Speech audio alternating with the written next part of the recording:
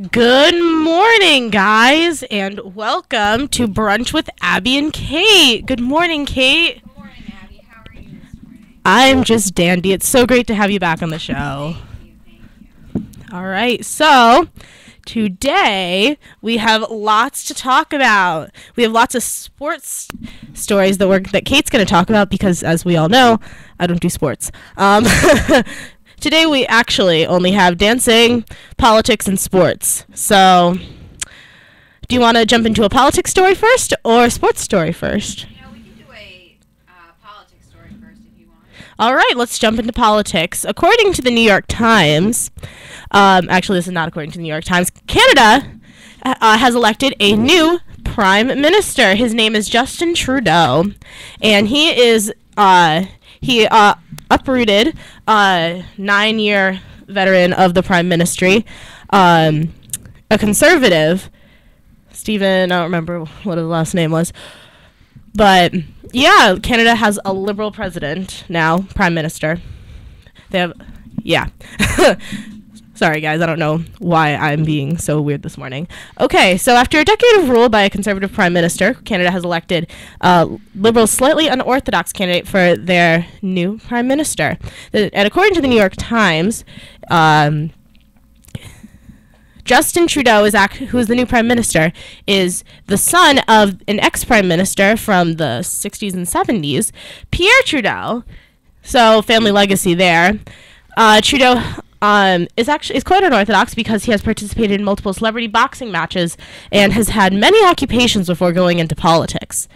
The Liberals also won the majority of seats in the Canadian Parliament, and the Conservative Party, which once ruled the country, actually got voted out of Parliament mostly by like a lot of seats. They were up at like 150, I think, and now they're down to 99.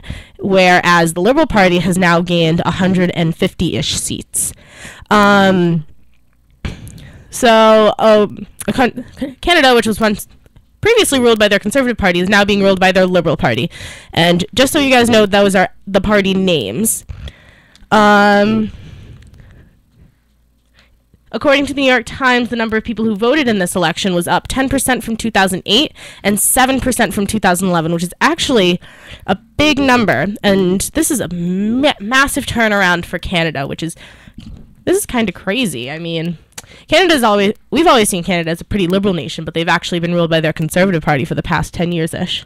Personally, I did not know anything about this, so I'm glad that you brought it up. I learned something new today. Yeah, I actually didn't know much about Canadian politics at all before I read about this, and it was interesting because they actually have three parties: the Conservative Party, the Liberal Party, and the New Democratic Party, which is interesting names because we have a bipartisan system in the United States, and how well is that working out for us? That is highly questionable. But they have a three-party system, and it's actually working out pretty okay for them. There's no massive... They've got some issues going on there, but I mean, like, it's Canada. Canada's great. I guess so. I mean, I'm not Canadian. I've never been to Canada, but it would be something cool to go and see Canada after, the switch in the Parliament role. I really want to see how the people of Canada take this.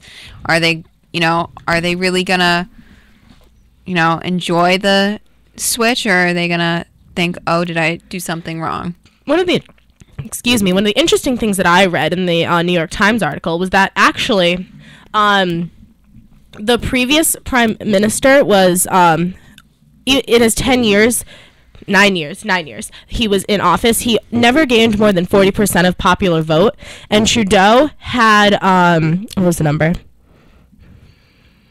It was a majority, though. I think it was like 51%.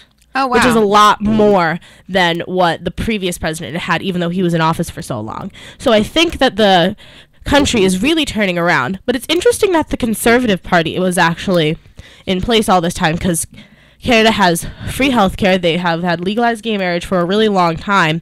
They have all this stuff that we consider highly liberal.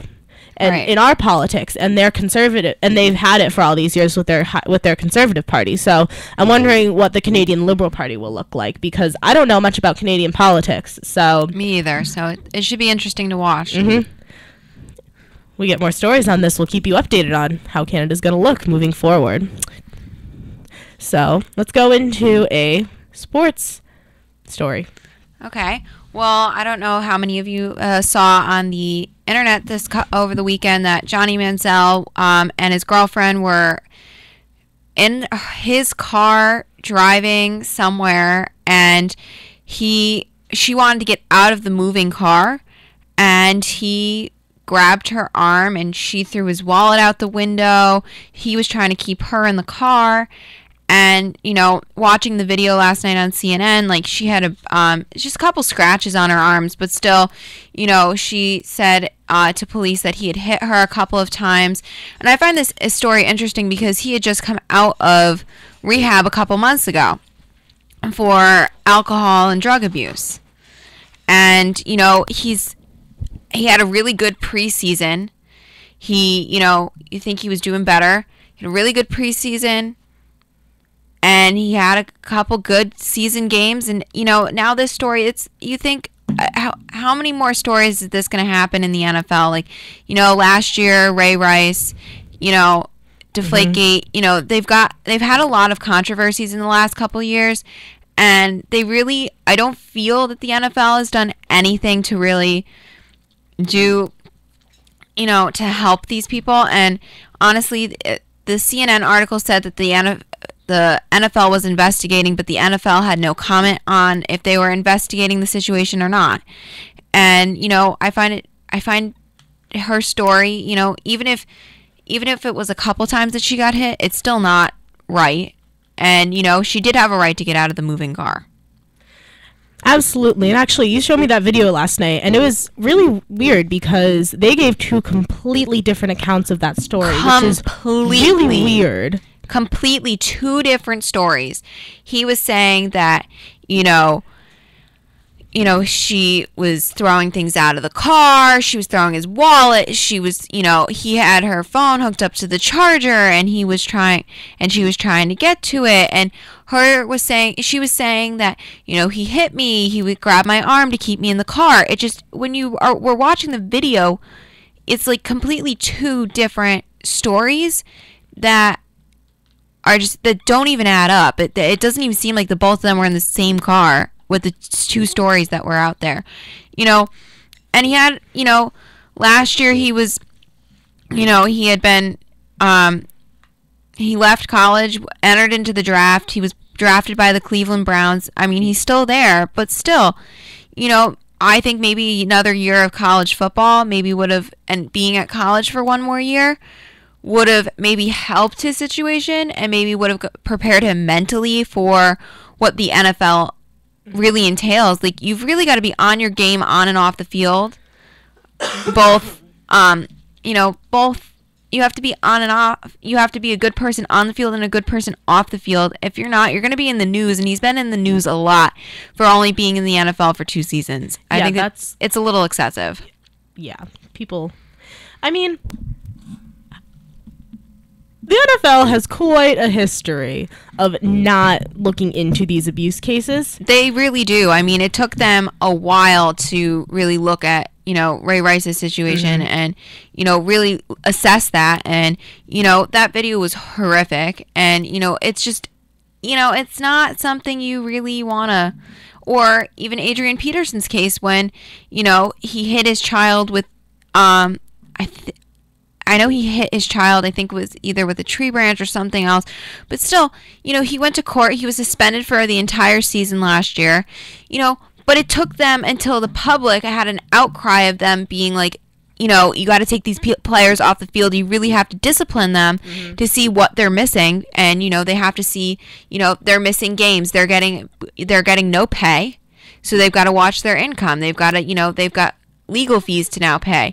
I think the NFL really needs to do a better job at, suspending these players, getting their life in check, and then being like, if you can show us that you're getting your life back in check, then you can come back.